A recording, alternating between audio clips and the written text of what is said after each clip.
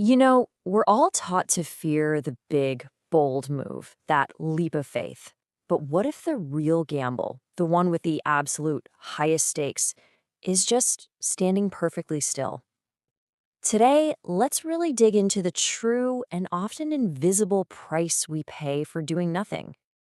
This really gets at a powerful idea at the heart of it all. Staying still is often the riskiest move of all.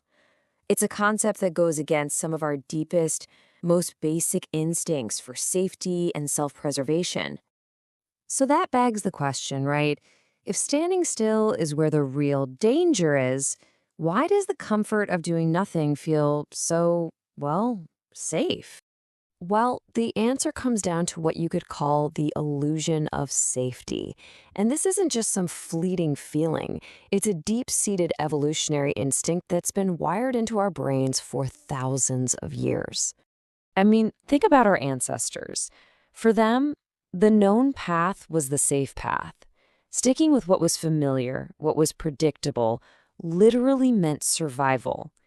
That instinct to see stillness as safety is still hardwired deep inside us.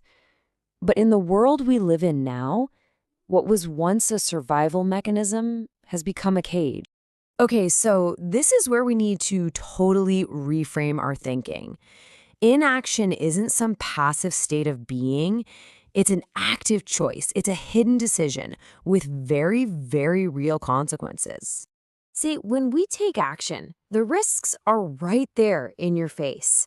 Failure is immediate, it's obvious. But the risks of inaction, they're like silent assassins. They are slow, they compound over time, and a lot of the time they're irreversible.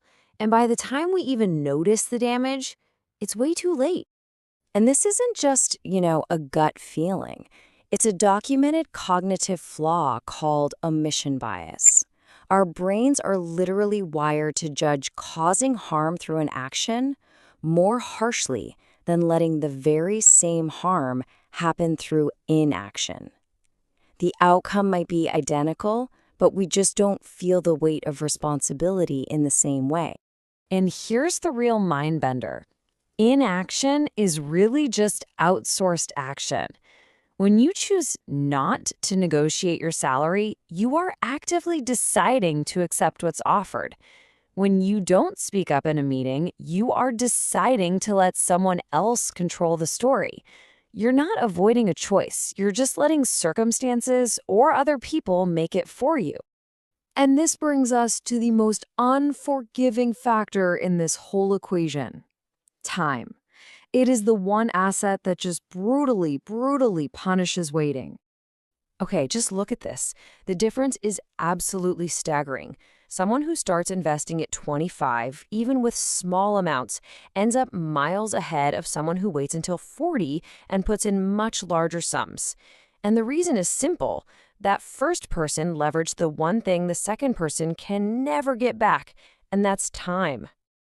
But here's the thing. Compounding isn't just for your bank account. It's a fundamental law of life. Action compounds growth in your skills, in your health, in your wealth.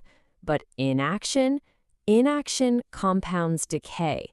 Your relevance in the market fades, opportunities just wither on the vine. The world doesn't pause just because you do. So if the logic is so crystal clear, why is it so incredibly hard to just act?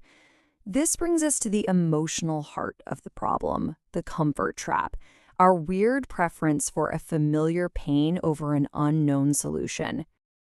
There's this saying that I think really hits home. Comfort becomes a cage. And it's so true, isn't it? We stay in jobs we don't like or relationships that are draining, all because that familiar misery feels safer than the scary uncertainty of change. And you know what this sounds like in our own heads? We disguise our paralysis with what sounds like perfectly rational thinking. Oh, I just need a little more information. The timing isn't perfect right now. We tell ourselves these stories to justify staying put. But really, it's just fear talking. Fear of the unknown. But there's an ultimate price we pay for staying in that cage. It's not just about missed opportunities. It's about the deep, lingering interest that gets paid on inaction, regret. Think about this for a second. When people are asked about their biggest life regrets, it's almost never about the things they did that failed. Overwhelmingly, the deepest regrets are for the chances they didn't take, the words they never said, the doors they just left unopened. You see, we're all obsessed with the fear of failure because it's loud, it's visible, and it's immediate. What we should really fear is the slow, silent creep of irrelevance. A failure can be a lesson. You can learn from it. But a gradual slide into obsolescence, well, that's just a dead end. And that's because risk is totally asymmetrical. The cost of a failed action is usually limited. A temporary setback, maybe a bruised ego. But the cost of inaction can be unlimited. A whole lifetime of wondering what if. Action might lead to a quick failure you learn from, but inaction, that leads to a slow, complete failure that you can't escape. All right, so if inaction is this massive trap, how the heck do we get out? We have to embrace what you could call the imperative to act. We have to recognize that movement isn't optional. It's absolutely essential. This right here, this is the fundamental shift in thinking you have to make. We think we need perfect clarity before we can act, but we've got it completely backwards. Clarity doesn't come before action. Clarity is the result of action. You find the path by starting to walk. So the new game plan is actually pretty simple. It's just 3 steps. First, you have to consciously reject that paralysis of what if. Second, you've got to embrace the idea of iteration. Knowing your first step isn't going to be perfect, and that is totally okay. And third, just move. Take that imperfect step forward, because momentum is what creates clarity. So I'll leave you with this one final question to think about. In a world that is constantly changing, that's always shifting right under our feet, where will you actually end up if you make the active choice to stay perfectly still?